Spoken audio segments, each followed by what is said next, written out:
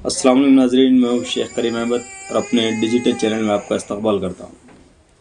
नाज़रीन, वक्फ amendment act को लेकर बहुत सी डेवलपमेंट्स हुई है, उन्हीं से आपको आगाह करते हैं। वक्फ तरमीम बिल 2025 के ख़िलाफ़ बहुत सी अर्जियाँ मुख्तलिफ तंजीमों सियासी जमातों ने सुप्रीम कोर्ट में दायर की थी, जिन पर गुज़िश्ता कल 16 अप्रैल 2025 को सुनवाई हुई और ये सुनवाई आज यानी 17 अप्रैल 2025 को दोपहर 2:30 बजे फिर जारी रहेगी। गुज़िश्ता कल की सुनवाई में सुप्रीम कोर्ट ने सीधे सीधे सरकार से सवाल पूछा कि क्या हिंदू मंदिर ट्रस्ट में भी मुस्लिम को मेंबर लिया जाएगा। सुप्रीम कोर्ट ने गैर मुस्लिम मेंबर की तादाद को भी घटाकर सिर्फ 2 तक मुख्तसर कर दी है।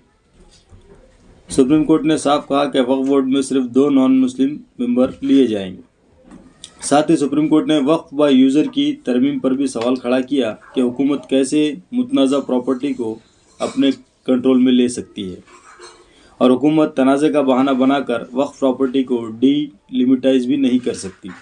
साथ ही साथ सुप्रीम कोर्ट ने वक्फ प्रॉपर्टी का फैसला कलेक्टर को करने के अख्तियार पर भी सवाल कि कोई भी सरकारी अफसर कैसे वक्फ प्रॉपर्टी का फैसला कर सकता है, ये वक्फ अधिकारी का हक है। सुप्रीम कोर्ट में 16 अप्रैल को जो सुनवाई हुई उसमें मुसलमानों के तमाम खदशात पर सुप्रीम कोर्ट ने मुसलमानों के हक़ में गाइडलाइंस जारी की। हालांकि अभी सुप्रीम कोर्ट ने कोई फ़ैसला नहीं सुनाया है। जिस तरह के इस कानून पर फौरी रोक लगाने की अर्जी डाली गई थी, जिस पर सुप्रीम कोर्ट ने अभी कोई फ़ैसला नहीं दिया। आज हो सकता है सुप्रीम कोर्ट कोई फ़ैसला सुनाए। वक्फ तरमीमी एक्ट जब से लोकसभा और राज्यसभा में पास हुआ है, तब से इसको लेकर मुसलमानों में काफ़ी बेचैनी है और मुल्क के मुख्तलिफ़ इलाक़ों में मुसलमानों की बड़ी बड़ी सियासी जमातें तंजीमें प्रोटेस्ट कर रही हैं। वक्फ तरमीमी एक्ट को लेकर social democratic party of India, SIO और दीगर मुस्लिम मुख्तलिफ़ तंजीमें सड़कों पर हैं और बहुत ज़बरदस्त पुरज़ोर एहतजाज कर रहे हैं। इसके अलावा इस एक्ट को लेकर सुप्रीम कोर्ट जाने वालों में AIMIM के सुप्रीमो असदुद्दीन अवैसी, इसी तरह जमीयत उलमा अरशद मदनी, जमीयत उलमा महमूद मदनी और आम आदमी पार्टी के अमानतुल्लाह खान, इसके साथ ही SDPI व दीगर कुल 73 पिटीशंस सुप्रीम कोर्ट में डाली गईं, जिनमें से गुज़िश्ता कल 10 पिटीशंस पर सुनवाई हुई, जिनमें जमीयत उलमा अरशद मदनी व महमूद मदनी, AIMIM, SDPI, आम आदमी पार्टी शामिल है। अरशद मदनी साहब की तरफ से कपिल सिब्बल केस लड़ रहे हैं, जिन्होंने सुप्रीम कोर्ट में कल बहुत ज़बरदस्त बहस की। साथ ही असदुद्दीन ओवैसी साहब भी सुप्रीम कोर्ट में मौजूद रहे, जिनकी तस्वीरें कल सोशल मीडिया पर जमकर वायरल हुई। और असद साहब की तरफ से निज़ाम पाशा केस लड़ रहे हैं। निज़ाम पाशा ने भी बहुत बेहतरीन अंदाज में बहस की। कुल मिलाकर कल की बहस में मुसलमानों का पलड़ा भारी रहा और सुप्रीम कोर्ट ने हुकूमत को बहुत सख्त फटकार लगाई है। बीजेपी हुकूमत को बहुत बड़ा झटका सुप्रीम कोर्ट का है। हालांकि बीजेपी ने सुप्रीम कोर्ट पर दबाव बनाने की पूरी कोशिश की है। बीजेपी के मरकज़ी वज़ीर किरण रिजिजू ने, इसमें किरण रिजिजू ने सीधे सीधे कोर्ट को धमकी भरे अंदाज में कहा कि मुझे भरोसा है कि सुप्रीम कोर्ट विधायी मामलों लेजिस्लेटिव मैटर्स में दखल नहीं देगा। हमें एक दूसरे का सम्मान करना चाहिए।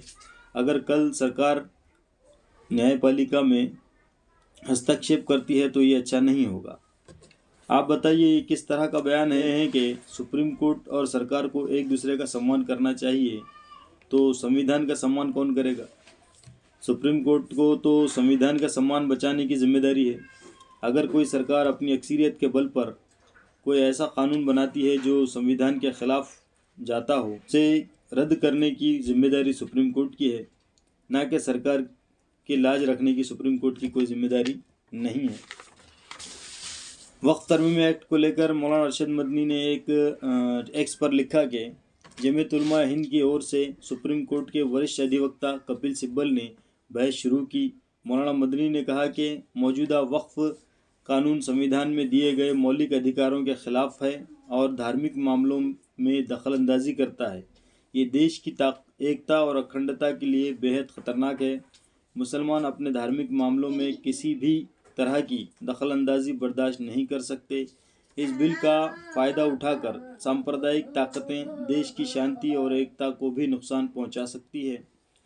यह कानून ऐसे समय लाया गया है जब पूरे देश में मुसलमानों के ख़िलाफ़ नफ़रत की आंधी चल रही है। ये लिखा है मौलाना अरशद मदनी साहब ने।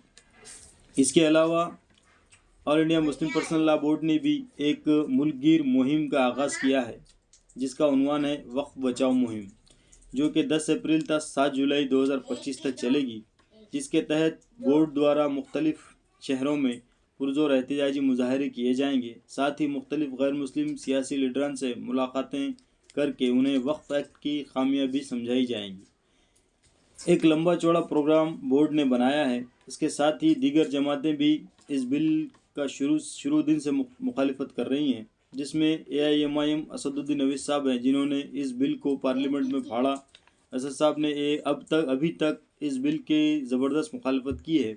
इसके अलावा सड़कों पर उतरकर SDPI और SIO ने बहुत ज़बरदस्त एहतजाज दर्ज करवाया है। वक्फ का मामला एक मजहबी मामला है, जिसमें हुकूमत बदनीयती से मुदाखलत कर रही है। अगर मुसलमानों ने हिंद ने अभी हुकूमत को नहीं रोका और उसे उसकी औकात नहीं दिखाई, तो आने वाले दिनों में मुसलमानों को वक़ार से जीने का हक़ भी बाकी नहीं रहेगा। हमारी नस्लें इस मुल्क में बेगैरती की ज़िंदगी गुजारेंगी और देखते देखते हम इस मुल्क में ग़ुलाम बन जाएंगे। याद रखिए, वक्फ का मसला मजहबी होते हुए हमारे वक़ार का भी मसला है। भारत में सबसे ज़्यादा ज़मीनें रखने वाले इदारों में वक्फ तीसरे नंबर पर है। पहले और दूसरे नंबर पर भारत की फ़ौज और भारतीय रेलवे हैं। इनके बाद वक्फ का नंबर तीसरा है, जिसके पास भारत में वतन अजीज़ में सबसे ज़्यादा ज़मीनें हैं। हुकूमत इन ज़मीनों को मुसलमानों से छीनना चाहती है।